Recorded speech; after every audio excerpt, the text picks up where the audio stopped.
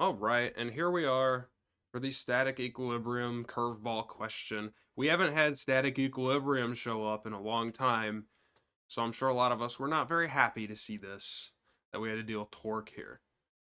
Because they typically do a dynamics question, so we have statics for once.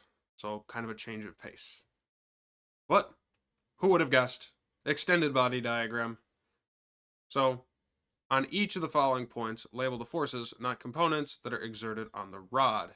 So we have a mass 3m hanging here.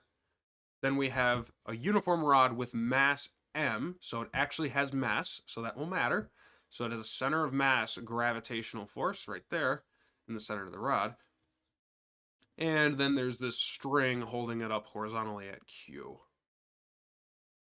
So, pretty straightforward torque setup here. We got the weight of the box, then we got the center, the weight of the beam at its center of mass, and then we have some sort of a tension force at Q. And there's no grid. So again, if there's no grid, that means that the relative lengths of these do not matter. If they wanted you to be accurate with the length, they would have given you a grid. There it is. Would this be 3 points? Seems like a lot, but this is a hard question. I don't know. In figure 1, point P is 3/8 L from the pivot, and point Q is 6/8 L from the pivot. So let's label that. So this point is 3/8 L, and this point is going to be 6/8 L. Okay. And we would like to find the tension in the string. So this is a classic static equilibrium question. So we know that the net torque has to be 0 on this system. And the reason we're doing torque and not forces is because it didn't make us draw this. There is a magic supporting force here, a normal force. I call it the hinge force that lives right here that I know nothing about. I know nothing about this force right here, meaning I can't solve this just with forces. So I have to do torque around this point right here in order to cancel out that hinge force because it has a distance of 0. So what this means, if I think about my rod physically and think about rotating it, the two mg forces are trying to rotate it clockwise, and the tension force is trying to rotate it counterclockwise. So that means that the torque caused by the 3 mg plus the torque caused by the single mg has to equal the torque caused by tension. And just to avoid subscript overload here, I'll just call it T. Okay, so this is pretty easy to see, but the challenge here is dealing with this angle and figuring out exactly how that relates. So, some of you may prefer this to do it in a sort of component way, where almost like a block sliding down a ramp, you split the mg into the force that's causing it to rotate. So you could split it like this into mg sine and mg cosine, being careful of angle, and split this one into mg and mg sine, mg cosine. I'm going to do it with lever arm. I really think lever arm is the way to go with this one. So let's do that.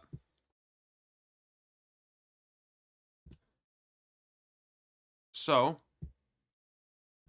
this means that we're going to have 3 mg times its lever arm, which we'll deal with. Let's give a little more space. Plus mg times its lever arm is going to equal tension times its lever arm.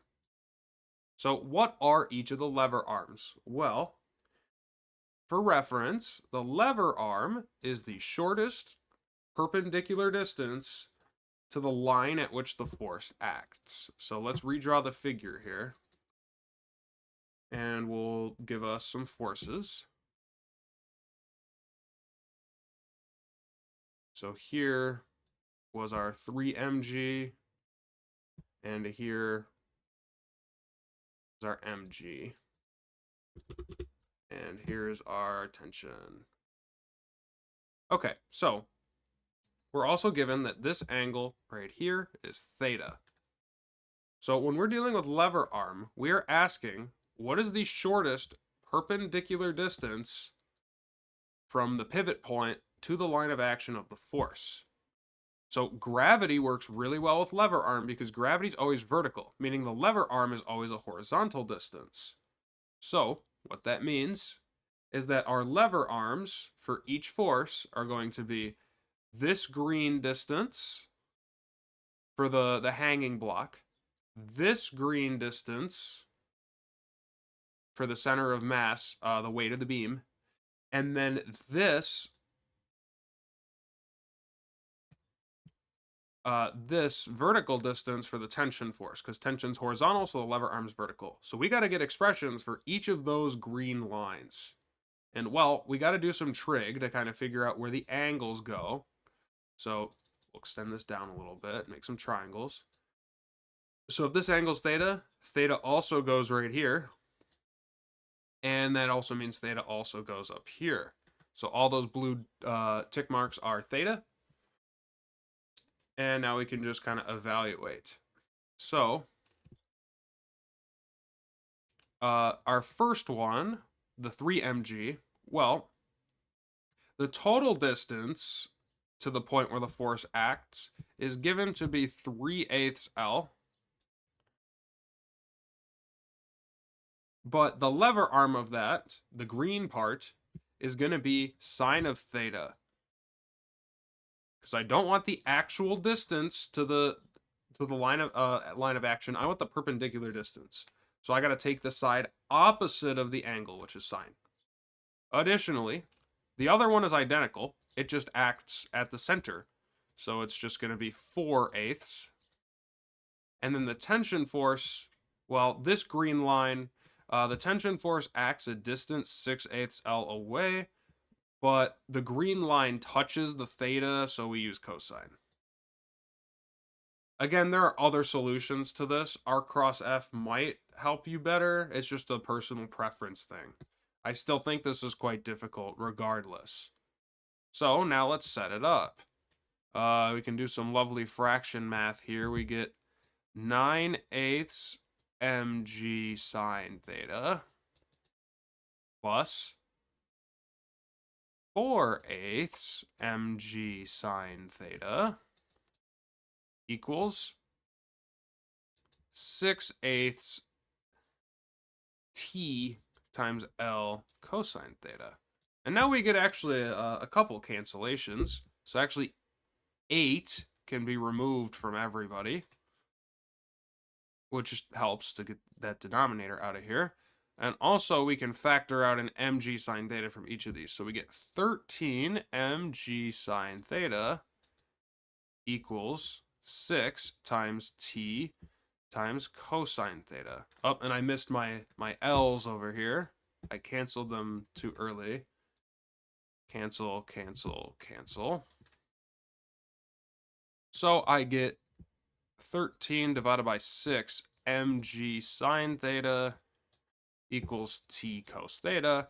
Divide both sides by cosine theta. You get sine divided by cosine, which is tangent. So t is equal to 13/6 mg tan theta. And if you manage to figure that out in the time crunch of this exam, give yourself major props. This is a very difficult torque question to put under these time constraints. All right. You know we couldn't avoid it. There's always concept with this. So, the original string is now replaced with one that is now connected to a point higher up. So let's draw the old one just for reference.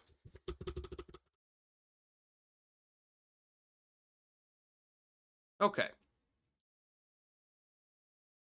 The angle theta remains the same. So all we did is we changed the angle at which the string is connected. And we want to know how the tension force compares the new tension versus the old one. So this is new. Okay. The way I thought about this is if everything else stayed the same, how does this change the torque caused by tension? Well, uh, you can look at the angle between the vectors. That might be an even easier approach, is seeing that since the angle between these two vectors are increasing, the torque is going to be higher. But how I like to think about it is notice that now the tension force is much more perpendicular to the rod. So here, if we thought about it like this, well, there'd be two parts of tension. There'd be part of it pulling along the rod and part of it pulling out of the rod. And that's what's causing the torque, is this perpendicular component right there, F perpendicular. Well, now, in this new case, notice that much more of the tension is oriented perpendicular to the rod, which means it generates more torque. So to put that into words, through the magic of video editing, we can flip to my other tab. There we go. The new tension force has a larger component perpendicular to the rod. This generates more torque for the same force. So again, if your lever arm or force component perpendicular is higher, you get more torque. You get more bang for your buck. So if you're generating more torque with the same force, this rope does not need to pull as hard to balance like it used to. Again, think about extreme cases. If my string was way down near the pivot point, it's barely generating any torque. But if I get it really stretched out so that it's really perpendicular to the rod, you're getting a lot of torque. So that means the new tension is less because it generates more torque with less force, or with the same force rather. So you need less force to get the same torque. And now, I thought we'd see a lambda pop up again, and here we are. A non-uniform rod is now attached to the pivot. There's negligible friction. The rod has a length of this, and a linear mass density function. Okay. So, anytime you have lambda, the key insight is this. dm equals lambda of x times dx. So that's our key insight. So all of these things with lambda relate to dm somehow. So first, calculate the mass of the rod. This is actually quite simple.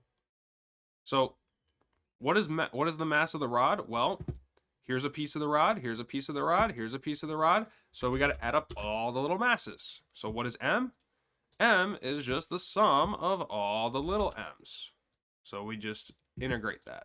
So how do we integrate all the little dm's? Well, the first dm is located 0 from the pivot, and the final dm is 1.2 meters away from the pivot. So we just integrate lambda of x dx. So 6 plus 10x integrated with respect to x. And I'm totally sure that if you just put this on your paper, you should just be allowed to do F and integrate on your calculator and spit out the answer. Although I'm sure you all can do the power rule. So let's see. Let's check over here. What was the actual answer? 1 second. 14.4 kilograms.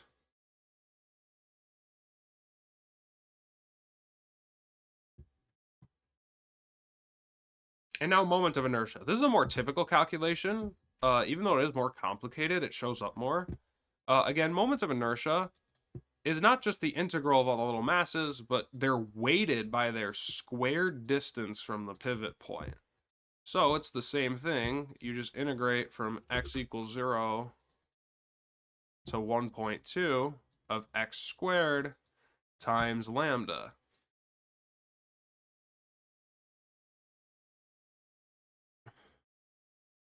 Because again, up here, we use the fact that dm is equal to lambda times dx. And I guess I should say that again. Lambda dm is equal to lambda dx.